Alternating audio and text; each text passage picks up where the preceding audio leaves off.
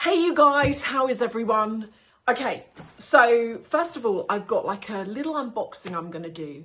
And then I need to update you all on something, which is my surgery information. Because I've been refused surgery and I'm going to tell you why and share it all with you. I'm going to start with the unboxing. First of all, look at this.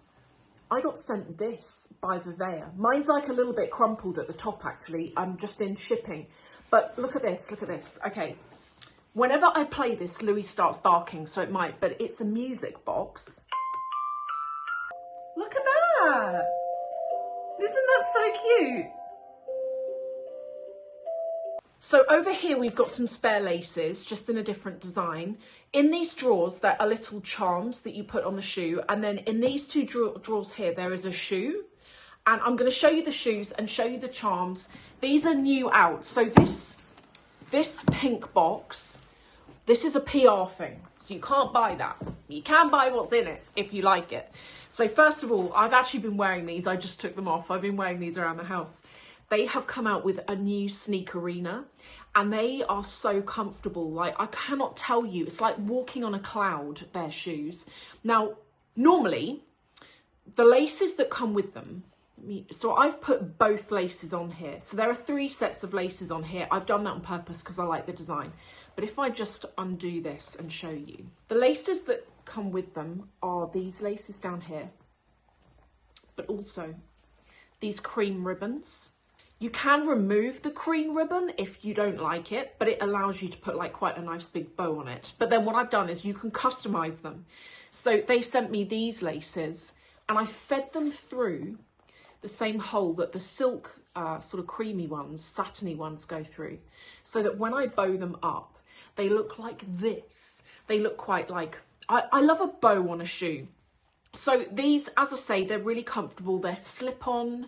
They've got the grippy soles on them, perfect for driving, for walking. They're absolute bliss to wear and they are new out and they come in different colours. There is one colour. So they sent me these, but I buy a lot from VIVAIA, as you know, because I've done hauls before of stuff that I've bought. And the ones I'm going to buy from them are those Sneakerinas, but in butter yellow. So they come in butter yellow as well. And I really like this creamy white colour for like every day, but I've got a jacket that would perfectly match those butter yellow ones. And then these are the charms that I got sent. And I think VIVAIA have really upped their game when it comes to charms, because I don't know whether you remember, but I had the style called Christina, which is very similar to this, but it's got a different sole. And I got that last year. And I went on Amazon and I bought this kit where you could customize your shoes, basically. And it was like safety pins with pearls on them and, you know, that kind of thing. And then I think a lot of people started doing this, and I think VIVAIA saw this and was like, we need to help people customize their shoes. So they've come out with, this is a collaboration range, and they've come out with this as part of a collaboration, along with another shoe, which I do believe is part of a collaboration as well. You wait until you see it. Look at that. Isn't that beautiful? To me, this is beautiful. I absolutely love this shoe. So it is mesh. And it has got floral, like botanical details all over it, of like blossoms and flowers. And have a look at the dust bag it comes with. So this is the dust bag. How beautiful is that? Let me come in closer and show you. So it's satin drawstring dust bag. So when you travel, you can take them with you easily and keep them in your dust bag. But just like those Sneakerinas, this is how comfortable they are. They are so comfortable, but also a lot of their shoes have, if you've got like flat feet or you need arch support, a lot of their shoes and boots actually have that. Although these shoes are really beautiful and look quite delicate, I should say they're actually washing machine safe. So if you're looking at them thinking, oh, they could get dirty, what am I going to do? Chuck them in the washing machine, no problem. They have given me a coupon code to share with you all. As always, it is not a coupon code I profit from. So if you want to use it, don't worry, I'm not going to make any money out of you browsing or shopping or anything like that. It's just a code they've given me to share with everyone. And do you know, I forgot to say, look, on the back of that one, it's got Grow Grain ribbon. Is that showing? Look at that. Isn't that nice? I just love these shoes. I love these shoes. They're so, so nice. Okay, so moving on, let's talk about the surgery situation. So some of you will know, I actually had one of you yesterday leave a comment under a video saying, how did the surgery go? In case you're new and you are like, what are you talking about? So since 2021, I have always wanted to have a certain surgery. The surgery I've always wanted to have is upper blepharoplasty. And in 2021, I went to see a really good eye surgeon. By the way, if you're a Patreon, this is going to be old news. I told Patreon about this situation a while ago. Patreon's like my private channel where I talk about things in a lot more detail. But long story short, I went to see a surgeon in 2021. He's a brilliant eye surgeon called Daniel Ezra. And I go and see him and he looks at me and he's like, no, I don't want to do this surgery on you. And I said, why? And he said, it's not quite bad enough. So if I show you my situation, can you see this eye is slightly heavier than this one? And I'm going to explain why at the moment it doesn't actually look as bad as it does sometimes. Mental note self to tell you. So this is my situation. This eye is more hooded than this one. And I need to have my Botox doing at the moment. Like, look at my forehead. It looks like an old orange. Anyway, so he said to me, no, you're too soon for it. You're too young for it. Go away. Come back in a few years.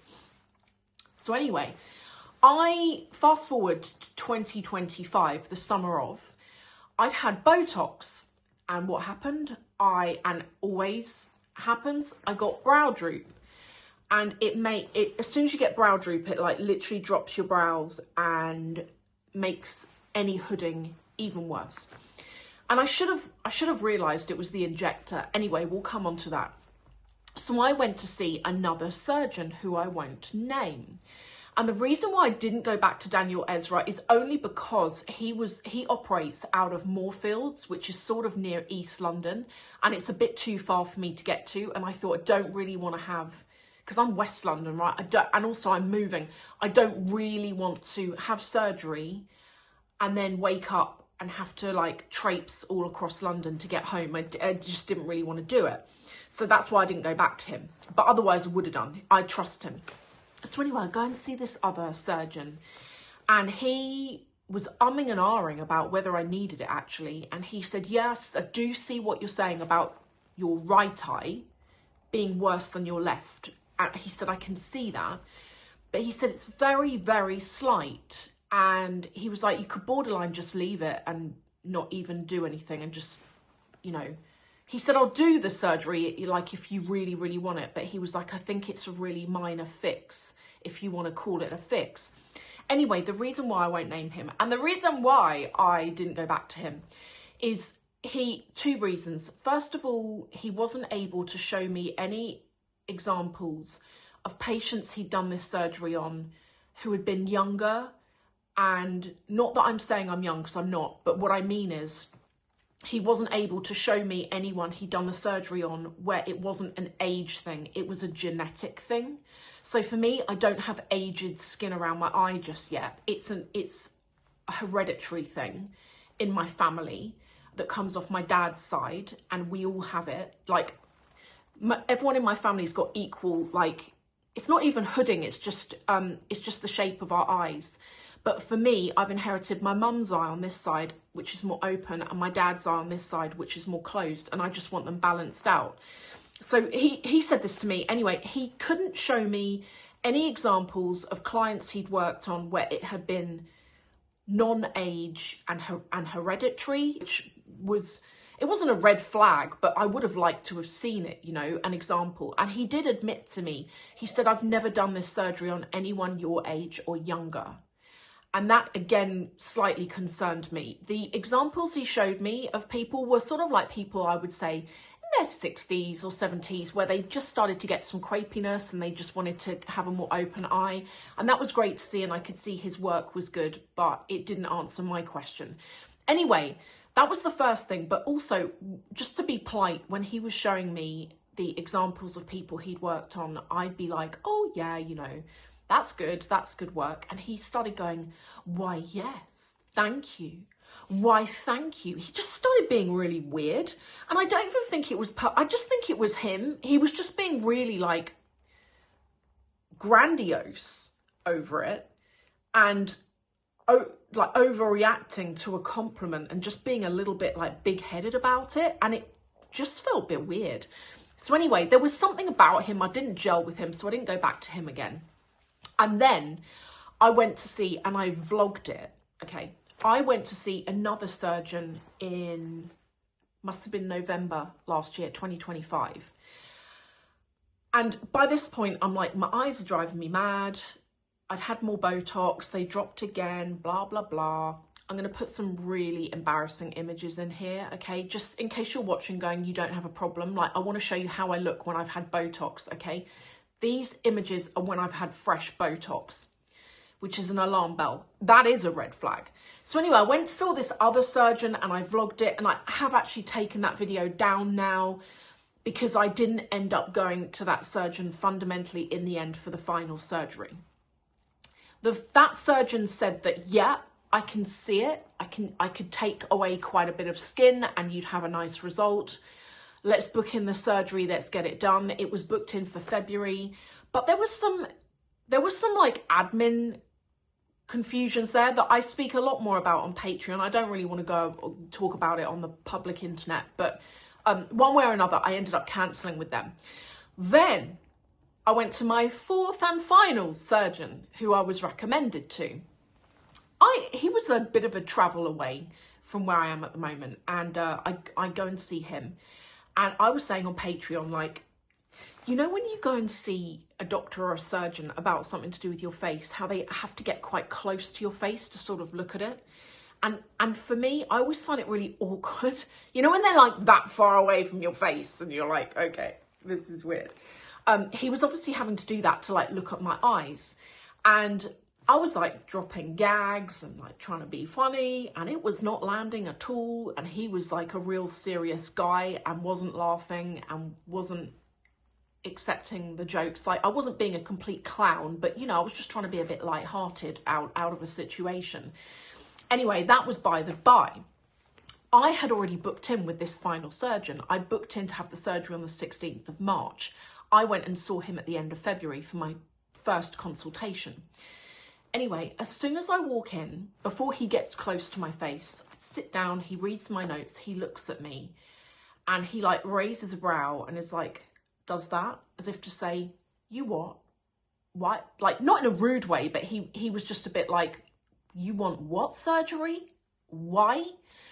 And he said it, he kind of was a bit like that. Like, as I say, he was not rude at all, but he was very much like, he looked at my eyes, he had tweezers, he was like holding up the skin, and he said genuinely, he was like, you need, if you want to call it that, he said, it is a slither of skin that needs to come off this worst side. He said it is a tiny amount.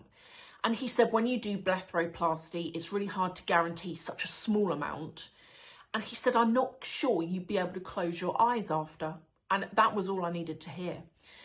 And so he said, oh, you wouldn't be able to close your eyes after. He was very kind. He said, you're too young for this. And I was like, well, I disagree, but you know, that's another story for another day. But he was like, no, you're too young for this. You don't need it. And I didn't even say anything. He looked at me and he said, this is genetic. This will run in your family, and this is how you look. And he said, if it was age and you had loose skin, he said, by removing the skin, you'd look like you 10 years ago, 20 years ago, however much. He said, with you, this isn't age. This is an inherited feature. And he said, if I remove the skin, he said, I would change your features. And he said, you wouldn't look like you. I don't really think you'd like it. And he said, it would change your face. It's not like a reversing the clock thing, whereby if you had loose skin, I remove the loose skin and you look wide-eyed. He said, I'd remove the skin on you, which it isn't aged, and you just look different. And I thought, I kind of did know what he was on about. I got exactly what he was saying. And he said to me there and then, he was like, I'm not doing the surgery on you. And I was like, okay, all right. He was like, I'm not doing the surgery on you. And he said, I'm cancelling that surgery date you've got in for the 16th of March. It's not happening. And I was like, okay. By this point, I'm kind of a bit like, well, there is a problem. Like, so can we acknowledge that? So I showed him that terrible picture that I showed you. And he looked at me and he just went, who is doing your Botox? And it wasn't what I was expecting. I hadn't even told him I had Botox in this picture. But the first thing he said when he saw it is, who is doing your Botox? And he went on to say, before I even answered it really, he said there are so many people administering Botox and fillers who shouldn't be, who aren't medically qualified. And he said even a lot of dentists who do Botox don't know the facial anatomy quite to the level that a facial plastic surgeon would. So, and I go to a dentist, right? Really nice, but to be fair, I will admit, every time I get Botox, I get extreme brow droop. And when it's really bad, I have to hold up this eyebrow because this eyebrow drops the most. So the surgeon said to me, he said, the blepharoplasty is off. You wouldn't be able to close your eyes. It would change how you look, blah, blah, blah. He said, hypothetically speaking, you could do a brow lift, but then he said you'd look surprised all the time because already my brows are quite a bit like higher. There's a lot of space there between my brow and my eye. So he said that's not good. And he said also that's quite a big operation. He said they have to like cut around here, lift the skin off, free the skin off all the muscles underneath, hook the muscles into a new position, hook the skin into a new position, put these little clips apparently here in your hair. He said it's expensive and it's like quite invasive. He said it's not like blepharoplasty where you sort of, you're low-key healed within a couple of weeks. So that was that. But anyway, I said to him then, he said to me about the Botox, he said, I can see whoever's injecting your face is going too heavy with, they're putting too much Botox in and they're putting it in the wrong places. And I was like, okay. I said, can you do my Botox for me? He said, yes. I said, can you do it now? He said, no. So I said to him, can I book in for it? He said, yes. So then he takes me to see his secretary. Lovely. She is lovely. And she's booked me in and I'm having the Botox sometime next week. I need to check my diary actually. It's sometime next week before Easter. And I'm looking forward to it because he was saying to me, he was like, with your asymmetry slightly, he said, this is where I would inject. And he was like pointing out places on my face. I've never had Botox, like underneath the eyebrow and stuff. I was like, I've never had Botox there. I didn't even know you could put Botox under the eyebrow. But he was like, no. He said to balance out your face and to limit this brow droop, but at the same time to give you that smooth forehead appearance. He said, this is what I do. Now, he's a lot more expensive than where I go at the moment. Where I go at the moment, I don't go to them because of the money. I go to them because they're close. I used to go to a really good doctor called Dr. Joni D'Souza, and he was fabulous and I would highly recommend him actually. The only reason why I stopped going is I tend to get Botox every 3 months and he's in Marylebone and I never really enjoyed getting the tube to Marylebone and then leaving his clinic with like patchy makeup and pinholes in my face where I'd had the Botox done and then getting on the tube to go back home. It was just not something I ever really looked forward to. So I started going to this dentist because it's literally around the corner from me and I could drive there and just, you know, whatever. That's the reason why. So, but I'm done with brow droop. I'm done with it. I'm done with like a heavy forehead. And you know, it's so weird, but since not having Botox, I can feel like all the nerves coming back to life. Like, you know, when you get a nerve that like taps like that, I'm getting that at the moment, like on my 11 lines, and I can feel all the muscles like coming back to life. But I'm not going to lie, my forehead right now, like, look at that. Look at that. How bad is that? I can't stand, I see, each to their own. I like to have a really smooth forehead, and when I get Botox, I like the glassy effect you get on the skin where the pores minimize, and obviously you don't have any like fine lines, etc. So I'm looking forward to getting this done. So yeah, to answer to any of you who were like, have you had the surgery yet? No, I haven't, because it was denied. And actually, I suppose out of 4 doctors, only 1 said yes.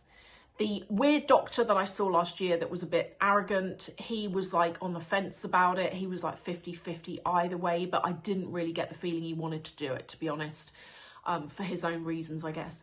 But I'm just gonna, it is what it is, you know. I wanted to have the surgery. I was looking forward to it, but I respect the recommendations and opinions I've been given. And the doctor I've just seen recently, he said, with your eyes, he was like, come back and see me in like 10-15 years time when age has got in there. And he was like, then we can do something with it, but right now, no. Yeah, so that's the situation. Let me know, have any of you had blepharoplasty, upper or lower? Have any of you gone for surgery and you've actually been rejected it? Because I felt like a bit embarrassed. I was like, oh, well, and also a bit let down because I was so excited about getting it done.